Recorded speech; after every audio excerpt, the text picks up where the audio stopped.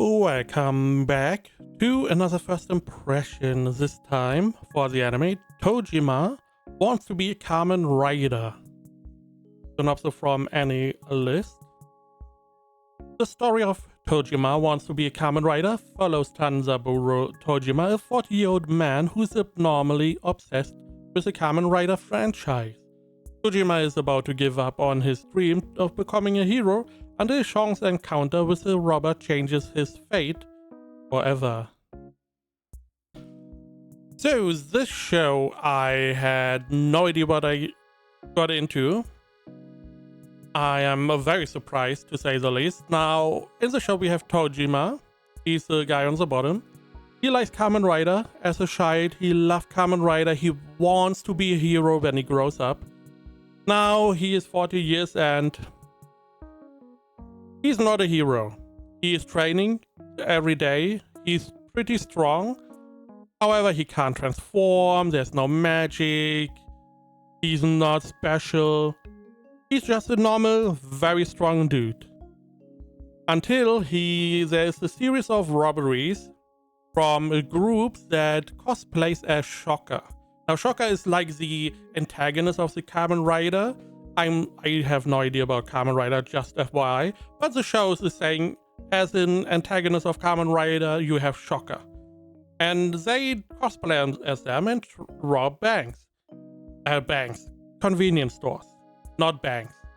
And there's a Shang's encounter that Tojima is at the side when they try to intimidate the food stall. Now he grabs one of the masks, the little Kamen mask, and he goes to town punching dudes. And that is the setup. Pretty simple setup. We do get introduced in the first 3 episodes to another character, which is the woman. He is called Tuckle, and she's also in the Kamen Rider. And she's like, in the show, it felt a little bit more like a psychic kind of character. But, you know, she is also not special. So she also throws people and stuff and, you know, physical violence. Yay. Now, interestingly enough, while our main protagonist, they have no power, no specialty. Behind these robberies, there is a second group, and those seem to be real Shocker. They can transform, seemingly. I don't know how, but they seemingly can, which is interesting. Additionally, this show is, you know, it's like action and comedy, and it is interesting, the approach. One of the examples, which I found insane, is that Tuckle, the woman, she has a whole outfit. Our main guy, he only has a mask. She has a whole outfit. Now, how do you get into the outfit? Do you have it underneath? A little bit hard if you know, have like a suit on, because, you know, of her profession.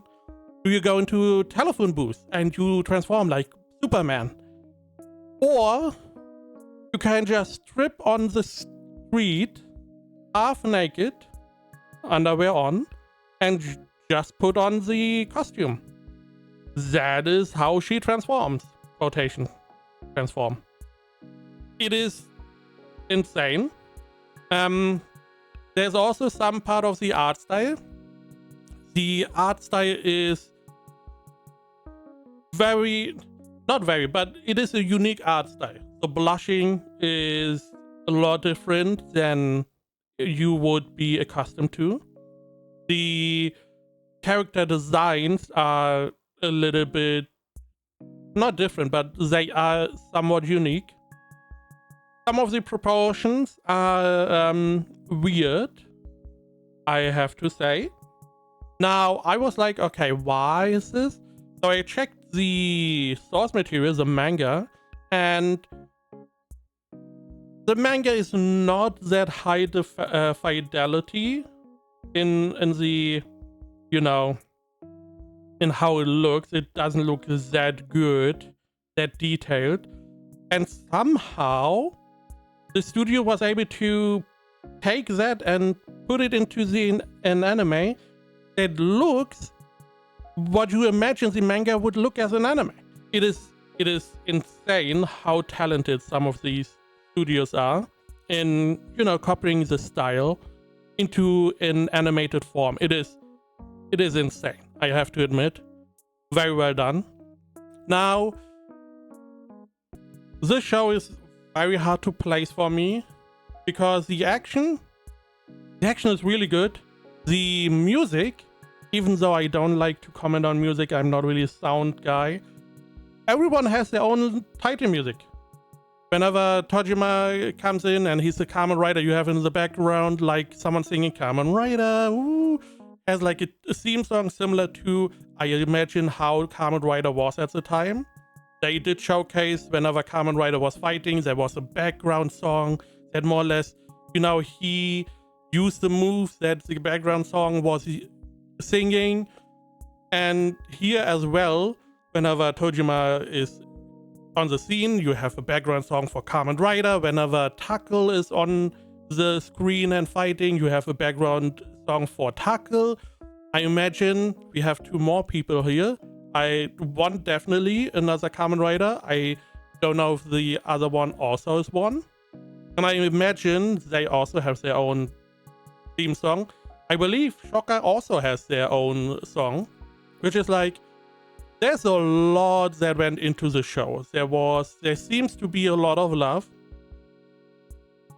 I just don't know if the show is for me. I like the action. Some of the comedy was good.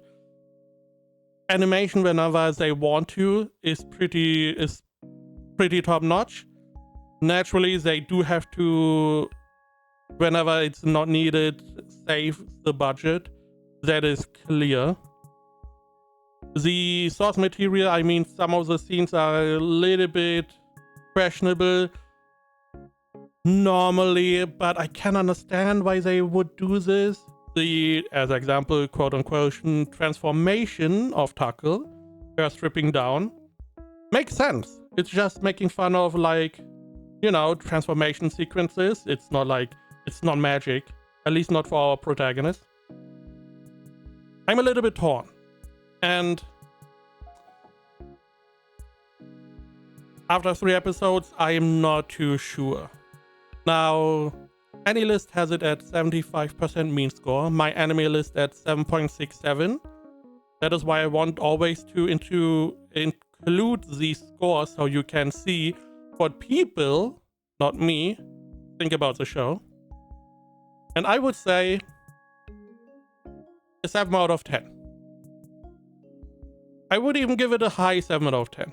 7 out of 10. It seems very solid. Some of the scenes, I don't feel it as much. However, I'm still going to keep up with it, and we will see how it progresses. If you like these kinds of shows, I would definitely recommend just check out the first episode and then get a feel for the show. That is, I believe, what the show definitely deserves.